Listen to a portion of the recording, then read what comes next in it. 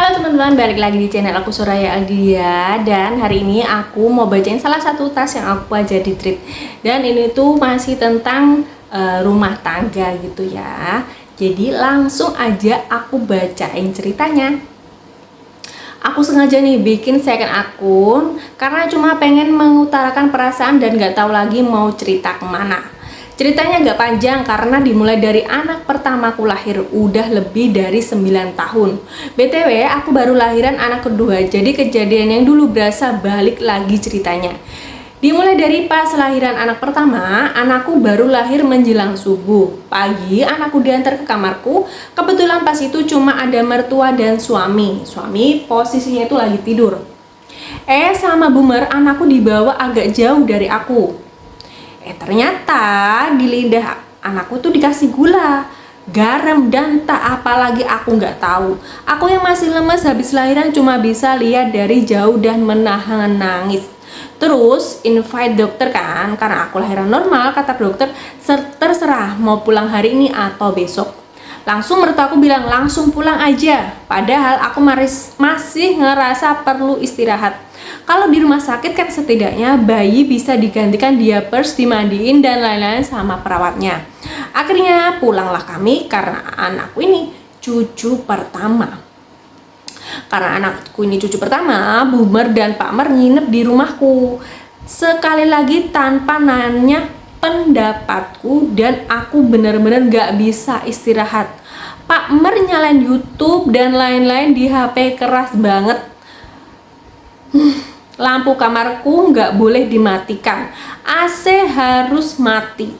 Aku terbiasa tidur gelap dan pakai AC ya.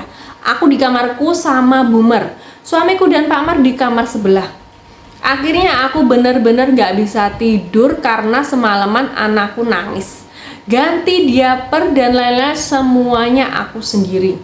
Pas subuh aku bangunin suamiku buat gantian karena udah beberapa hari nggak tidur.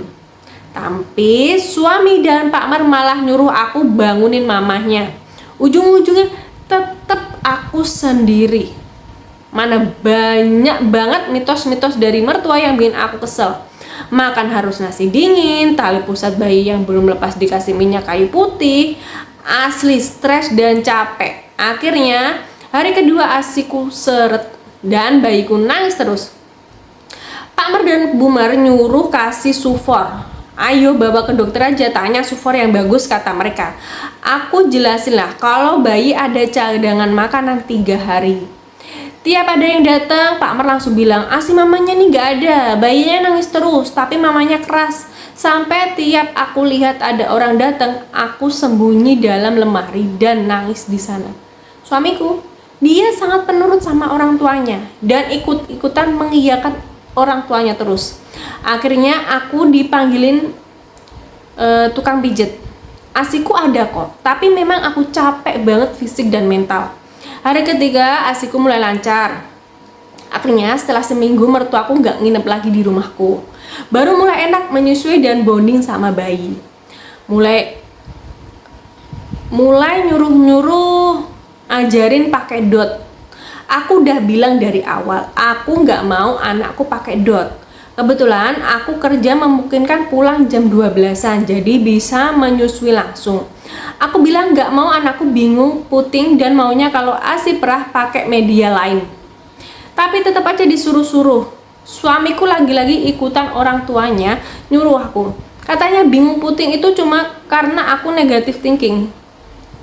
Oh ya, kebetulan aku dokter, tapi mereka nggak pernah percaya kata-kataku. Akhirnya mereka dan aku juga ikutkan daftar kelas menyusui buat belajar kasih ASI perah dan lain-lain.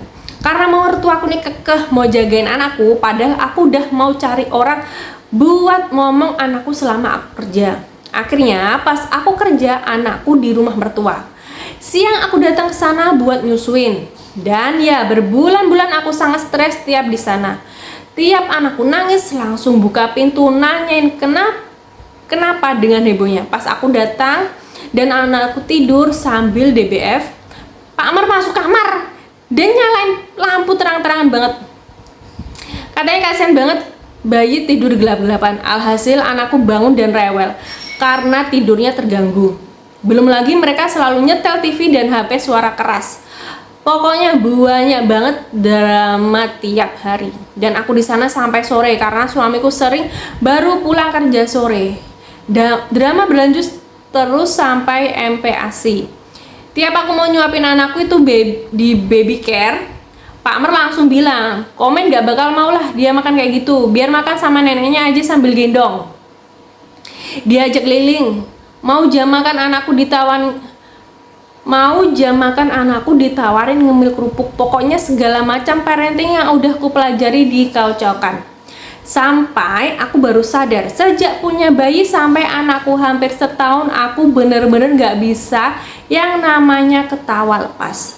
Tiap hari cuma stres, kadang nangis sendiri. Aku bener-bener trauma dan gak mau punya anak lagi. Akhirnya anak pertamaku udah besar nih. Suami dan anak pertama mulai bujuk-bujuk buat anak kedua. Awalnya aku gak mau, tapi suami menjanjikan kalau dia mau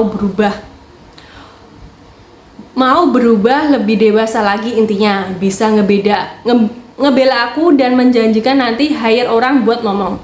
Selain itu, orang tuanya juga udah mulai dikasih pengertian. FYI, selama anakku bayi itu tiap hari mau ke rumah mertua, aku selalu gemeteran nahan nangis. Karena aku sadar ada yang gak bener di aku, akhirnya aku mau lepas KB. Dengan cara kita berdua harus ke psikolog dulu. Aku gak mau punya anak kedua dengan masih membawa luka di kejadian anak pertama. Dan ya, setelah 9 tahun lebih, akhirnya aku punya anak kedua. Dari awal aku udah pilih RS yang terbaik di sini, walaupun harus full bayar umum dan gak menerima BPJS. Pokoknya di anak kedua aku harus waras pikiranku.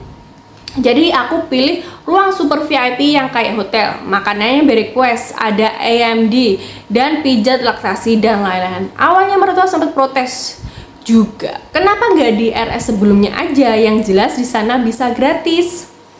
Aku dan suami tetap kekeh mau di sini. Awalnya sudah gugup takut terulang kejadian. Alhamdulillah mertua cuma datang sebentar.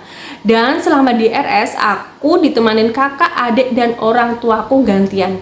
Dengan pelayanan RS yang layaknya hotel, aku bilang mau istirahat dulu. Baru pulang pas anakku 2 hari. Di rumah cuma bertiga sama suami dan anak pertama.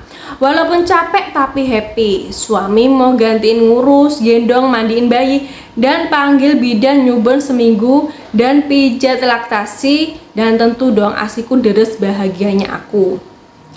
Drama dimulai lagi pas mendekati masuk kerja. Suamiku bilang kalau ortunya mau pas aku kerja nanti anakku dan yang ngomong diantar ke rumah mertua. Hei, ini siapa aja dong? Kayak dulu, ini sama aja dong kayak dulu. Bedanya ini ketambahan bayar Mbak Momong. Langsunglah aku ke-trigger lagi, gemeteran lagi dan bilang suamiku bohong sama janjinya dulu. Akhirnya kami diem-dieman gak bahas hal itu lagi. Tadi kami ke tempat mertua dan Pak Mer bilang ke aku kalau nanti udah masuk kerja, adek biar di sini aja sama mbaknya yang ngomong. Langsung dengan tegas aku bilang, enggak, adek di rumahku aja, jangan dibawa ke sini. Walaupun suaraku bergemetar karena kejadian dulu, langsung ke flashback. Pak Mer tetap bilang, nanti siapa yang ngawasin di sana? Bahaya dan lain-lain. Aku diemin aja dan kebetulan tadi pas suamiku lagi di ruang lain, jadi gak dengar. Doain aku ya, semoga aku bisa tetap teguh pendirian. Gak apa-apa aku dikatain keras, kalau aku nggak keras kepala dari umur 1 hari anakku udah dikasih sufor dan dot sama mertua. Pak Mer tipe yang suka ngatur, bahkan waktu anak pertama dari hamil aku udah nyiapin nama buat anakku. Pas lahiran aku dibilang lah nanti nama anaknya ini ya, langsung Pak Mer bilang kayak gitu. Saya nggak setuju, nanti biar si A, adiknya suami aja yang ngasih nama. Sumpah kesel banget sampai ngasih nama anak diatur-atur. Dan seperti yang aku bilang tadi, dulu suamiku sangat membela ortunya. Karena aku udah capek banget ya, udahlah. Jadi sekarang tiap anakku nanya artinya nama atau kenapa nama itu, aku nggak mau. Aku nggak mau jawab dan aku bilang, tanya aja ayahmu aja. Oh iya, aku emang deket sama kakak dan adikku, tapi sampai sekarang belum ada yang pernah aku ceritakan kejadian ini. Akhirnya kepikiran buat cerita di Treat biar lebih plong perasaanku, karena bisa mencurahkan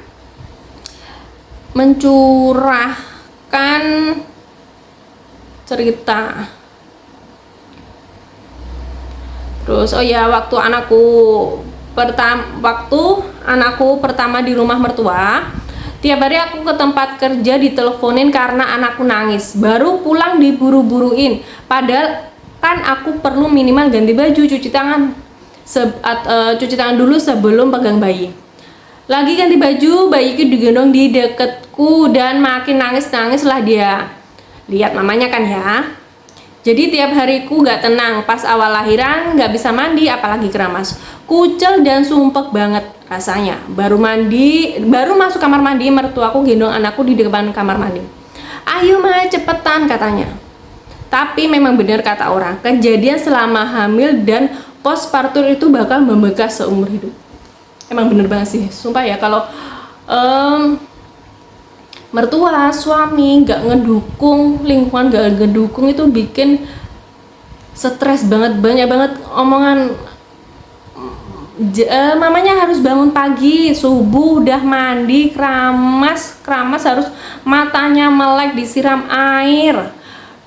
Kalau tiduran harus lurus, pakai jarit, ditali, nggak boleh nekuk, nggak boleh makan daging, nggak boleh makan ini, makan yang sarutok, nggak boleh makan yang pedes.